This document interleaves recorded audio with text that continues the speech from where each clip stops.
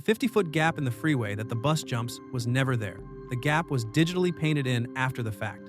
Mythbusters later proved that even if the gap had been real, the bus would have crashed and killed everyone on board the moment it left the ramp. That's just the physical reality.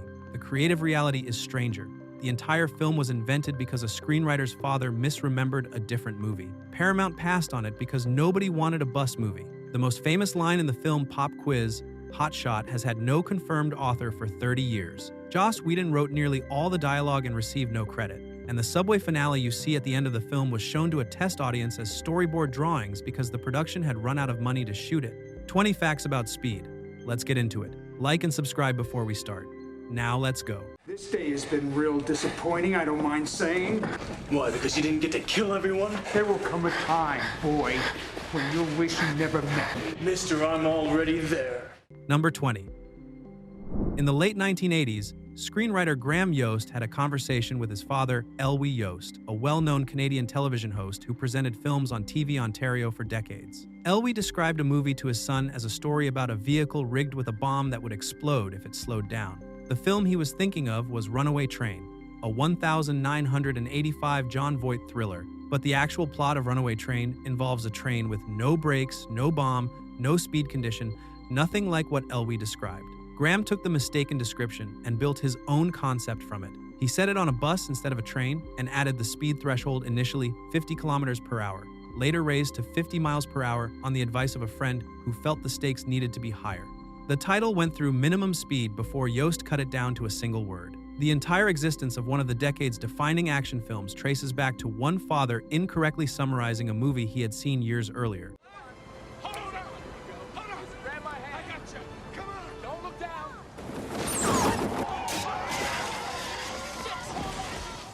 Number 19.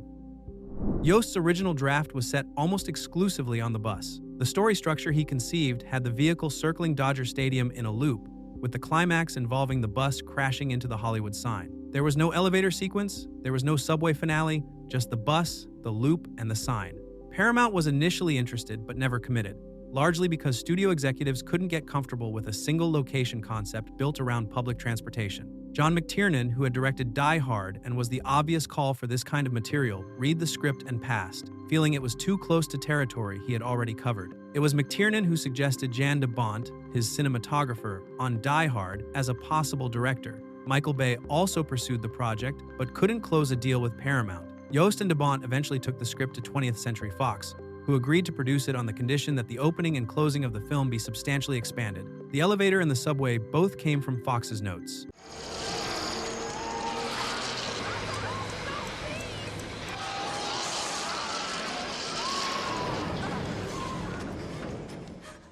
Number 18.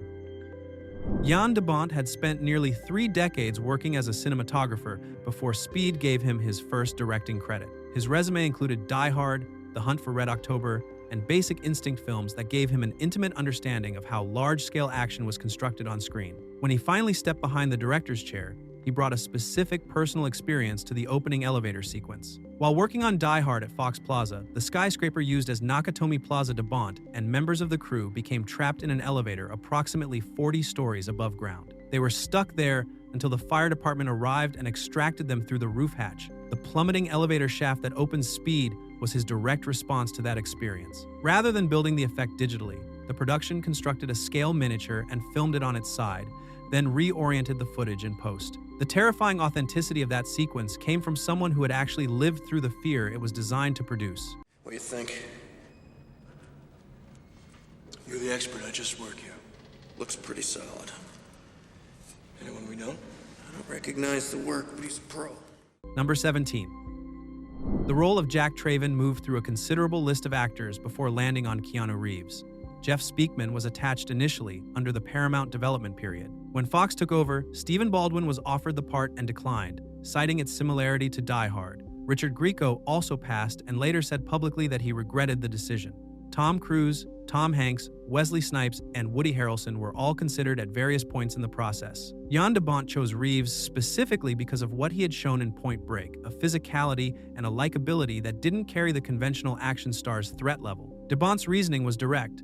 Reeves was not intimidating to male audiences and was appealing to female ones, which widened the film's potential reach without narrowing it. The The studio was not fully confident in the choice. Reeves was not yet an established action draw, and the film's entire commercial thesis rested on whether audiences would follow him through 90 minutes of sustained crisis.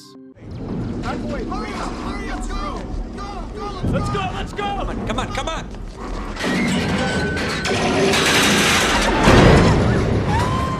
Number 16. Before Speed, Keanu Reeves still had the loose, shoulder-length hair from his Point Break and Bill and Ted years. Jan de Bont wanted Jack to project competence and control a different visual register entirely. Reeves responded by shaving his hair down to almost nothing. De Bont later recalled that when studio executives first saw the new look, the reaction was something close to institutional alarm. He described it as everyone being, in his words, scared shitless. There was approximately 1 millimeter of hair remaining, and the studio's leading man no longer looked like the actor they had agreed to cast. What audiences see in the finished film is hair that had grown back slightly over the course of the shoot. Reeves didn't stop at the haircut. He spent 2 months training at Gold's Gym in Los Angeles, adding muscle mass to support the physical demands of the role. The lean, cropped, physically specific version of Jack Traven that made it to screen was a deliberate construction built from a haircut that frightened an entire studio. It is now. Move over. Fuck! You scratch this puppy, and me and you are gonna have words. You understand? Number 15. Joss Whedon arrived on the Speed production approximately 1 week before cameras began rolling. He was brought in as a script doctor, a writer tasked with repairing or enhancing specific elements without receiving a credited writing role. What he ended up doing was considerably more extensive than a polish. Graham Yost has stated directly that Whedon wrote 98.9% of the film's dialogue. Their collaboration divided naturally. Yost owned the story structure and plot mechanics, Whedon owned what the characters actually said. Despite this contribution, Whedon received no credit on the finished film. The Writers Guild of America determined that his changes, however extensive, did not meet the threshold of plot alteration required for a screenplay credit. They also removed the additional dialogue credit that studios had historically used to acknowledge this kind of contribution. Whedon's response was characteristically dry. He said he had the only poster in existence that carried his name, and the most famous line anyone remembered from the entire film Pop Quiz, Hotshot, was not a line he wrote. His fingerprints are on almost everything else. Whoa, shit! Whoa, shit! Number 14. The version of Jack Traven in Yost's original script was a wisecracking, maverick, confident, glib, prone to one-liners, and comfortable breaking protocol. Reeves found the character unconvincing and said as much. He described the original Jack as feeling like a blend of Die Hard's John McClane and a comedy routine, and he wasn't interested in performing that version. He arranged to spend time with real LAPD SWAT officers to understand how they actually operated. What he observed was almost the opposite of the scripted character. Professional tactical officers in high-pressure environments were consistently polite, calling civilians sir and ma'am, measuring their responses, working to reduce danger rather than generate drama. Reeves brought that observation back to the production, and the script was adjusted around it. Jack became someone primarily focused on not getting anyone killed, a specific, grounded quality that gave Reeves something real to play and gave audiences someone they could believe in a situation they couldn't.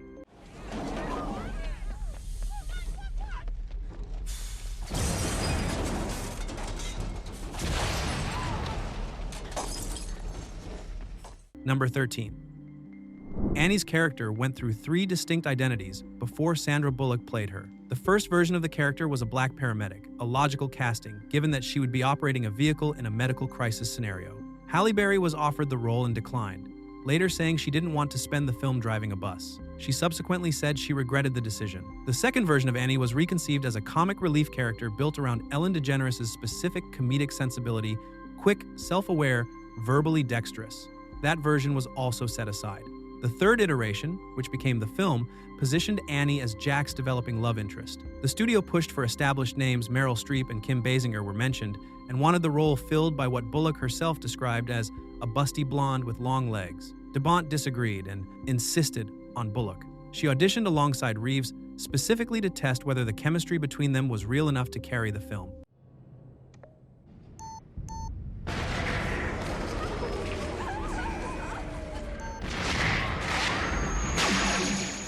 Number 12.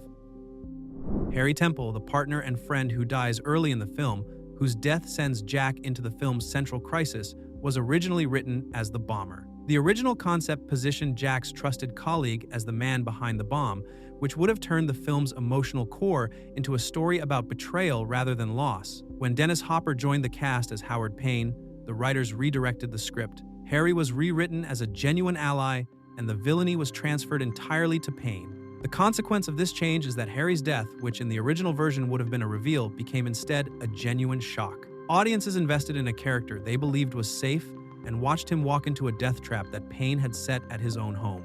Jeff Daniels played the warmth and the friendship so convincingly that the moment the film takes him away lands harder than almost any character death.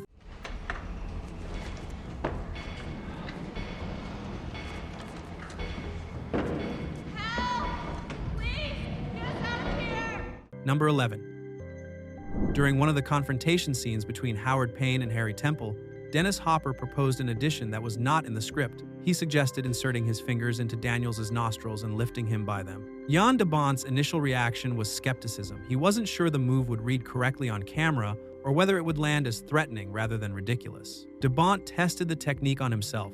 The result answered the question immediately. It was significantly more painful than it looked, and it looked genuinely disturbing. The improvisation stayed in the film. Hopper's instinct for physical menace, finding the specific gesture that makes a villain feel dangerous rather than simply dangerous adjacent, turned a small, unscripted moment into one of the film's most memorable character beats. The nose lift is the clearest single image of who Howard Payne is. Everybody, I'm Jack Traven, LAPD. We have a slight situation on the bus here. Ma'am, if you'll please sit down and deal with this. No, I won't sit in. You're scaring the shit out of these people. Ma'am, please! Number 10. The moment where Annie removes chewing gum from her mouth, appears to press it to her seat, and uses the gesture as cover to move away from an irritating passenger.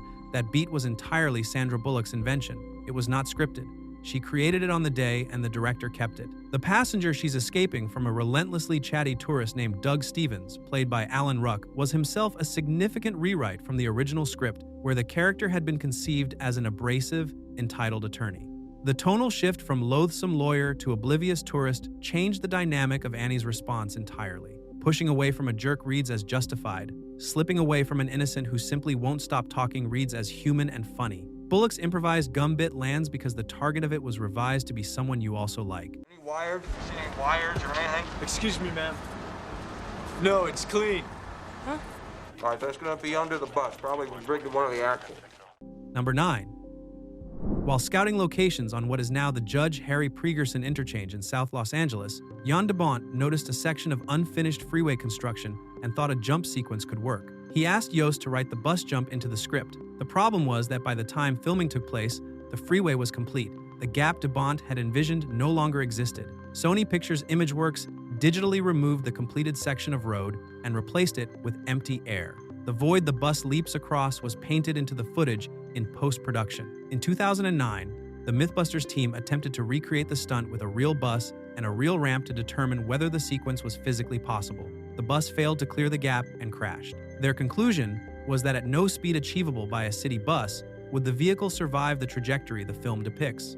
One of the decade's most viscerally convincing stunt sequences was impossible from the start and didn't exist as filmed. That at least one car, a Jaguar, has been driven off the road by this speeding bus. It appears to be somewhere between Number 8. The bus jump that made it into the film was not the first attempt. On the initial run, the stunt driver approached the ramp and lost confidence at the last moment, pulling back on the throttle as the vehicle was committed to the approach. The bus did not achieve the necessary speed, failed to clear the ramp correctly, and destroyed 7 cameras that had been positioned below the jump to capture the undercarriage of the vehicle in flight. The bus itself was wrecked. Jan de Bont's response to the disaster was not to inform the studio. He told the stunt team explicitly not to disclose what had happened, sourced a replacement bus, rebuilt the camera setup, and 2 days later ran the sequence again. The second attempt succeeded. The footage in the finished film is from the second bus on the second attempt, with the studio apparently none the wiser about what the first attempt had cost in equipment, time, and transportation. The most expensive single prop in the sequence was replaced covertly between attempts.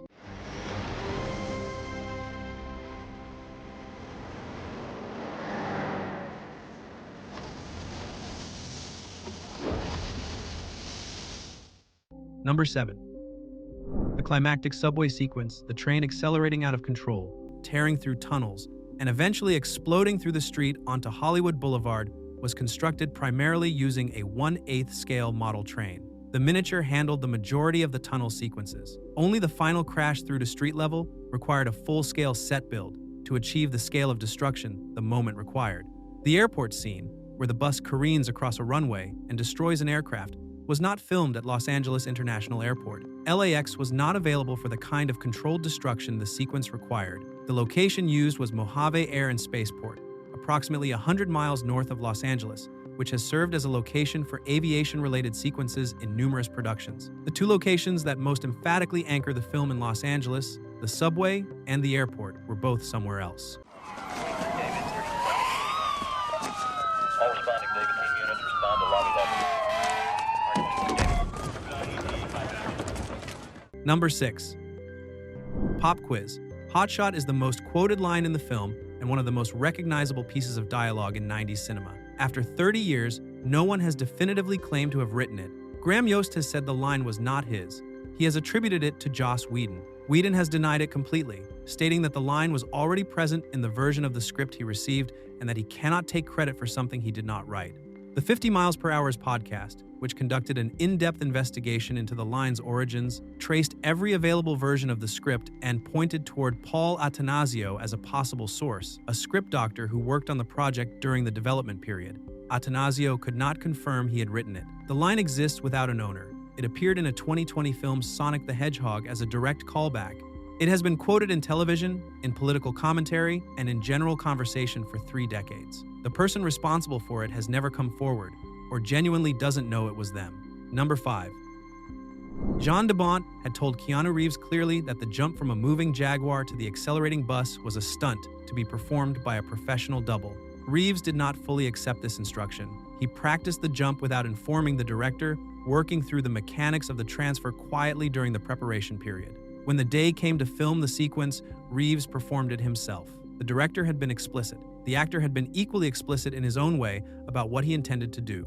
Reeves had told de Bont before signing on that he did not see himself as an action hero. De Bont's response had been to promise that Reeves would be allowed to perform as many of his own stunts as the production could safely accommodate. That promise created the conditions for Reeves to feel he had earned the latitude to push past where de Bont had drawn the line. The jump is in the film, and Reeves is the one doing it.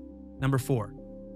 River Phoenix and Keanu Reeves were close friends. Phoenix died on the 31st of October 1993, at 23 years old, during the Speed production period. The death happened at the Viper Room in West Hollywood, and the news reached Reeves while he was in the middle of an active shoot. Jean de Bont has spoken about what followed directly.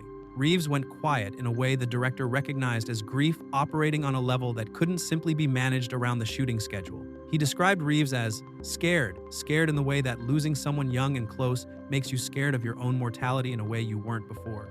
De Bont restructured the production schedule to move Reeves toward lighter, less emotionally demanding scenes while he processed the loss. The controlled, contained quality Reeves brought to Jack Traven, the emotional restraint that defines the character, had a real-world correlate in what was happening to the actor during the shoot. Number 3. The production ran out of money before the subway finale could be filmed. The sequence had been written, storyboarded, and planned in detail, but the budget was exhausted and there was no mechanism to fund the shoot. The creative team made a decision that was either desperate or inspired, depending on how it landed. They compiled the storyboard drawings into an animated presentation and attached it to the rest of the finished film. A test audience watched the complete picture reel footage for everything that had been shot, animated storyboards for the finale.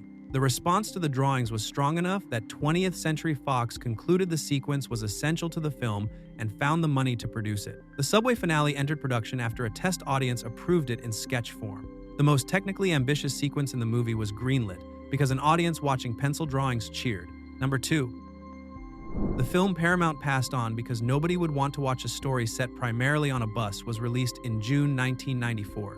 On a production budget of $30 million, it earned $350 million worldwide. At the 67th Academy Awards, Speed won the Oscar for Best Sound and the Oscar for Best Sound Effects Editing. It received a nomination for Best Film Editing. A project that had been rejected at development stage for conceptual reasons became one of the most commercially successful action films of the decade and a multiple Oscar winner. The film changed what was possible for both of its leads.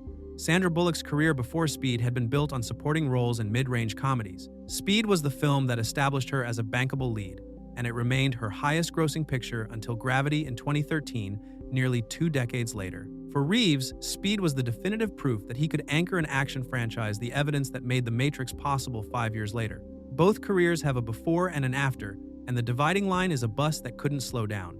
Number 1. Sandra Bullock has said publicly that she had a genuine crush on Keanu Reeves throughout the filming of Speed. She described getting flustered when he looked at her directly. Reeves, by multiple accounts, was entirely unaware that she felt this way. The chemistry that Jan de Bont tested in their audition, and that audiences responded to so strongly, was for Bullock at least not entirely performed. The two never dated. They have maintained a close friendship across the decades since. In interviews where the topic has come up, Reeves's explanation for why nothing happened has been one of the more concise summaries of professional priority ever offered about a missed romantic connection. His answer: they were working. The leads of one of the most influential action films of the 90s had mutual feelings for each other during the entire shoot, communicated none of them, remained friends for 30 years, and the best available explanation is that they took their jobs seriously. The on-screen chemistry was real, so was the restraint. 20 facts about Speed.